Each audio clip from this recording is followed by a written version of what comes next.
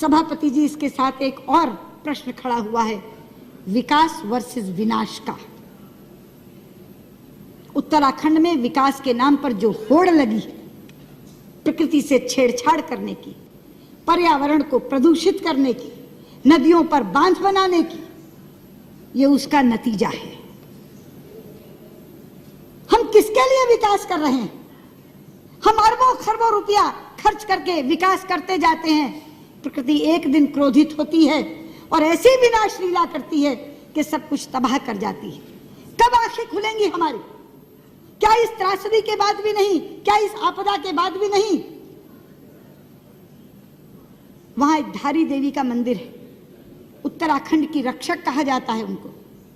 उत्तराखंड की रक्षक देवी धारी देवी, उन धारी देवी के ऊपर भी एक विद्युत परियोजना चल रही है, जिसमें धारी देवी को जलमग्न करने की योजना थी।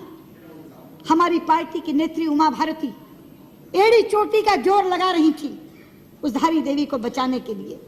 एक एक के घर जाती थी। आडवाणी जी के नेतृत्व में प्रतिनिधिमंडल लेकर के, मुझे साथ लेकर के प्रधानमंत्री जी के पास गई थी। पर्यावरण मंत्री से सैकड़ों बार मिली थी। हमें प्रधानमंत्री जी ने आश्वस्त किया, हमें पर्यावरण मंत्री ने आश्वस्त किया, किसी भी कीमत पे धारी देवी वहां से हटाई नहीं जाएंगी। धारी देवी की मूर्ति अलग है, मगर धारी देवी वो शिला है जिस शिला को बचाने के लिए हम कह रहे थे। लेकिन सभापति जी, आप जानते हैं ये मात्र संयोग नहीं है। मैं सदन के लोगों को बताना चाहती हूँ, उधर 16 जून को धारी देवी जलमग्न हुई। उसी दिन धारी देवी जलमग्न हुई और इधर केदारनाथ में जल प्रलय आया, जो ऐसा जल प्रलय आया जो हजारों जिंदगियों को लील गया, जो एक विनाश की लीला करता हुआ चला गया। हमारे शास्त्रों में एक श्लोक है, अपूज्याम यत्र पूज्यन्ते पूज्यानां तु व्यतिक्रमा त्रीणि तत्र भविष्यन्ति दुर्भिक्षम मरणम भयम। जहां अपूज्य लोगों की पूजा होती है मगर पूज्यों का तिरस्कार होता है, वहां 3 चीजें घटती हैं, अकाल, मौत और भय। ये वहां की पूज्या उत्तराखंड की रक्षक देवी धारी देवी का तिरस्कार हुआ और तीनों चीजें आ गई। लोग भुखमरी से भी मर रहे हैं, मौत का भी तांडव हो रहा है और भय भी वहां व्याप्त है। इसलिए मैं कहना चाहती हूं, ये जो विकास वर्सेस विनाश का प्रश्न है, ये आज मुंह बाए खड़ा है। वहां गंगा जी के ऊपर कितने बांध बन रहे हैं आप जानते हैं। योजना आयोग की चतुर्वेदी समिति ने गंगा, भागीरथी और अलकनंदा पर 70 बांधों की स्वीकृति दी है। 70 बांधों की। आज रेवती रमन जी यहां बैठे नहीं हैं, 2-2 बार चर्चा कराई है इस सदन में उन्होंने। हम सब सांसदों को साथ लेकर प्रधानमंत्री जी के पास जाते हैं। सभापति जी, गंगा हमारे लिए साधारण नदी नहीं है, गंगा हमारे लिए मां है। पता नहीं आप उस दिन थे सेंट्रल हॉल में कि नहीं, मुझे आश्चर्य मिश्रित हर्ष हुआ था। इतना हर्षित हुआ था मन, जापान के प्रधानमंत्री ने केंद्रीय कक्ष में संसद के दोनों सदनों के सांसदों को संबोधित करते हुए जब गंगा जी का नाम लिया था तो गंगा मैया कहा था। वो लोग हमारी भावना की कद्र करते हैं, वो हमारी आस्था की कद्र करते हैं। वो गंगा जी को गंगा मैया कहकर संबोधित करते हैं और हमारे लोग गंगा मैया को सुरंग में डालने की योजना बना रहे हैं।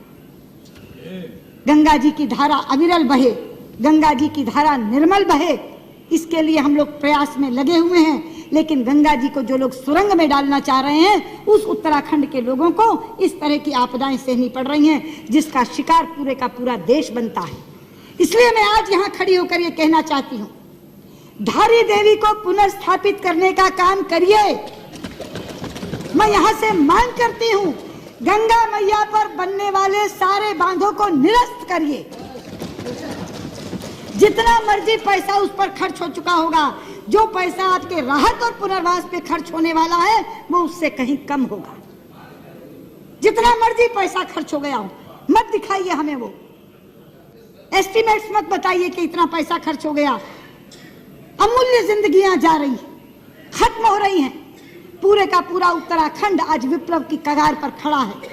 इसलिए मैं आपसे कहना चाहती हूं, गृह मंत्री जी, गंगा मैया पर बनने वाले सारे बांध निरस्त कर दीजिए, धारी देवी को पुनर्स्थापित करिए।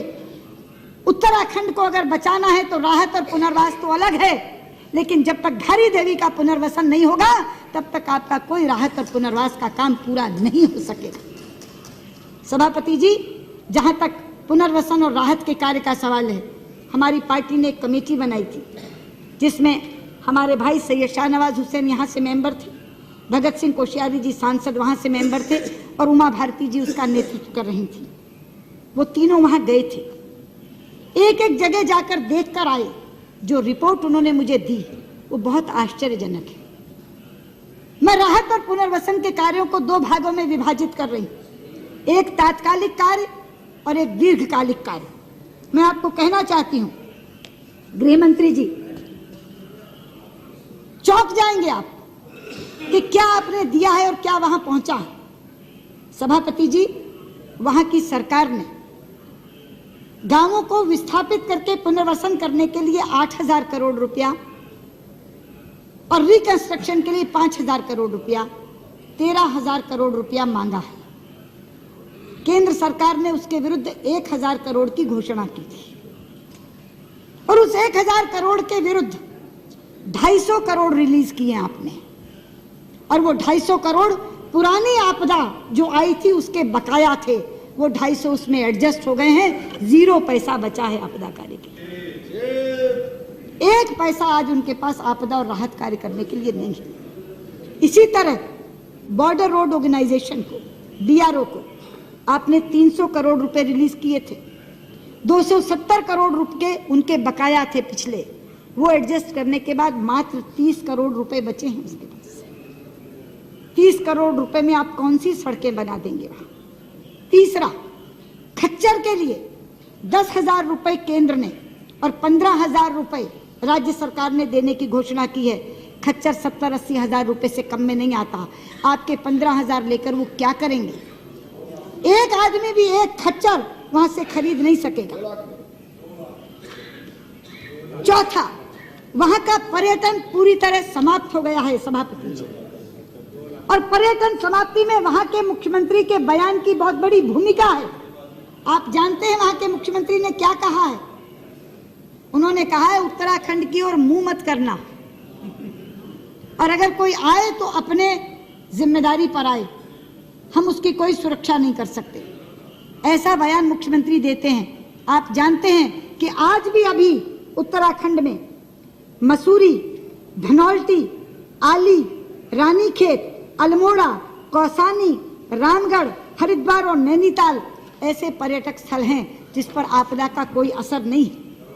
इसलिए अगर पर्यटकों को वहां आने दिया जाए तो उनकी अर्थव्यवस्था बहाल हो सकती है। लेकिन उत्तराखंड के मुख्यमंत्री, मैंने कहा ना, वैसे ही सुस्त मार का है, वो तो चाहते ही नहीं कि कोई आए। वो कह रहे हैं कोई मुंह मत करना उत्तराखंड की तरफ।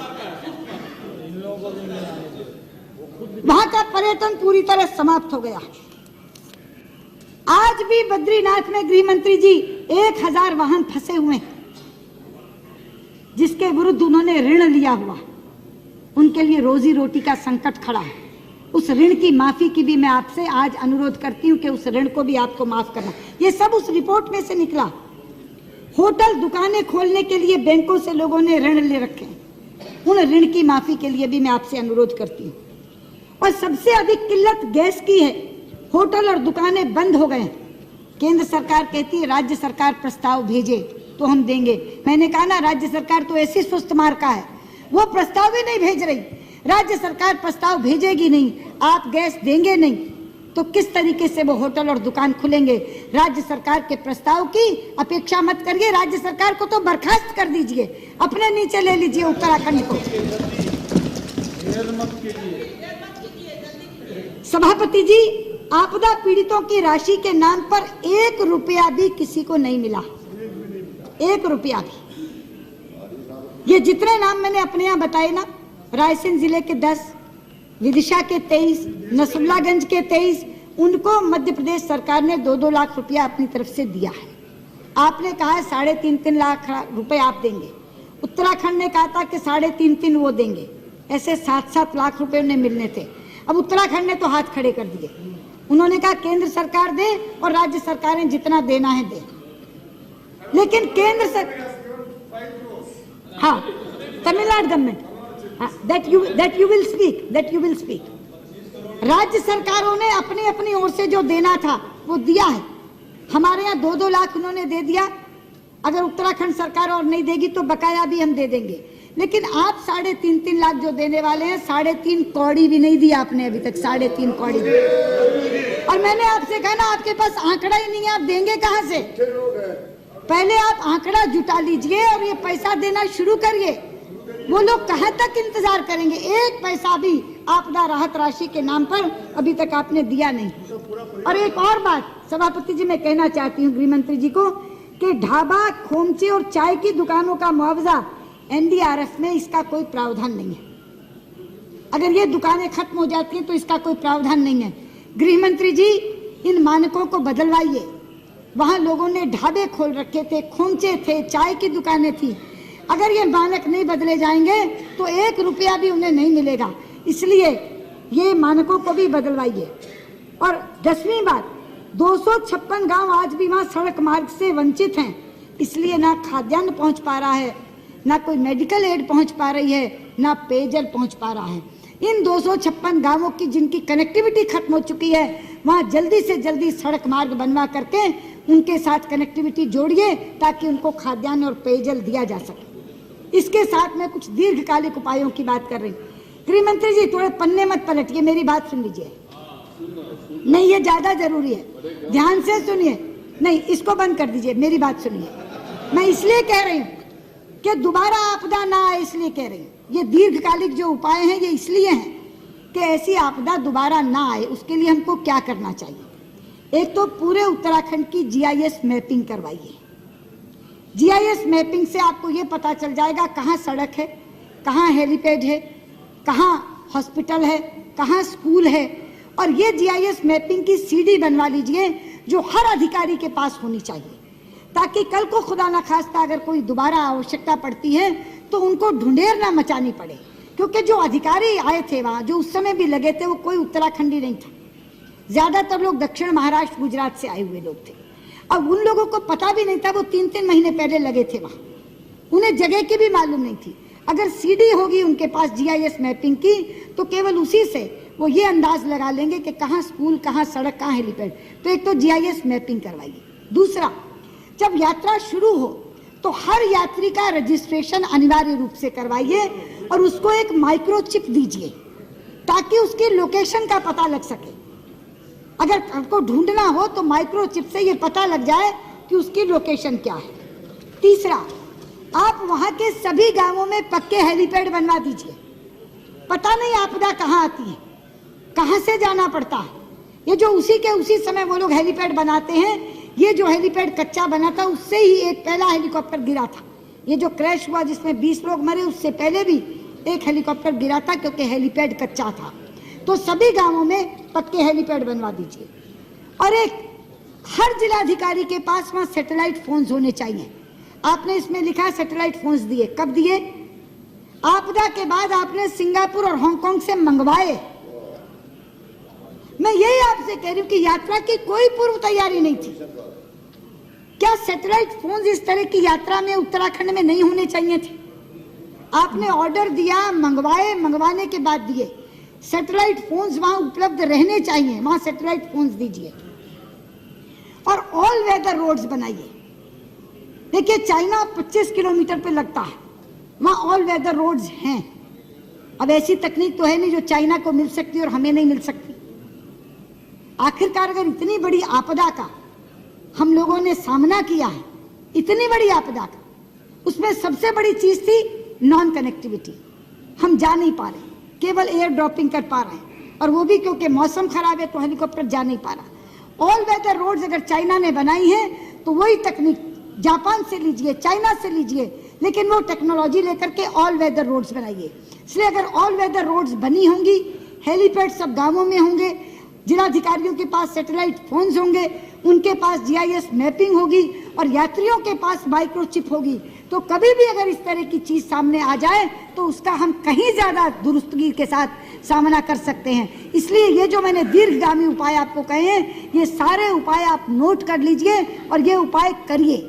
लेकिन मैं आपसे फिर कह रही हूँ कि आपकी सरकार ने ना तो यात्रा की पूर्व तैयारी की, ना यात्रियों को अलर्ट किया, ना यात्रा के दौरान संवेदनशीलता दिखाई। आपको मालूम है राज्य सरकार ने कहा था कि 2-2 हजार रुपए हम हर यात्री को देंगे। राजस्थान की एक महिला का इंटरव्यू मैंने देखा, उसने कहा कि अधिकारी यहाँ बेचे हैं 2000 की जगह 200 रुपए और 500 रुपए दे करके उसके ऊपर हम लोगों से साइन करवा रहे हैं 2000 के। ये जो मैंने कहा था कि राज्य सरकार की अकर्मण्यता और लुटेरों की संवेदनहीनता की पराकाष्ठा थी, वो इन्हीं चीजों के कारण कहा था कि अगर शवों की उंगलियां काट के अंगूठियां निकाली जाएंगी, अगर मृतक देहों से गहने उतारे जाएंगे, शवों को अधजला छोड़ा जाएगा, तो जिन पराकाष्ठाओं की बात की है मैंने, उन पराकाष्ठाओं को अपने तथ्यों से पुष्ट करने का काम भी किया है मैंने, और सुझाव देने का काम भी किया है। मैं चाहूंगी कि इस चर्चा को अगर सार्थक आपने बनाना है तो इन तमाम चीजों को दर्ज करिए और इसकी पुनरावृत्ति ना हो। लेकिन जो बात मैंने कही है कि गंगा जी के ऊपर बनने वाले सारे बांध निरस्त करिए, धारी देवी को पुनर्स्थापित करिए, और मैं धारी देवी के सामने प्रार्थना करते हुए कि मैया ऐसी आपदा कभी उत्तराखंड में क्या पूरे देश में कहीं किसी को ना झेलनी पड़े, ये निवेदन करते हुए मैं अपनी बात समाप्त करती हूँ। आप धारी देवी को पुनर्स्थापित कर दीजिए।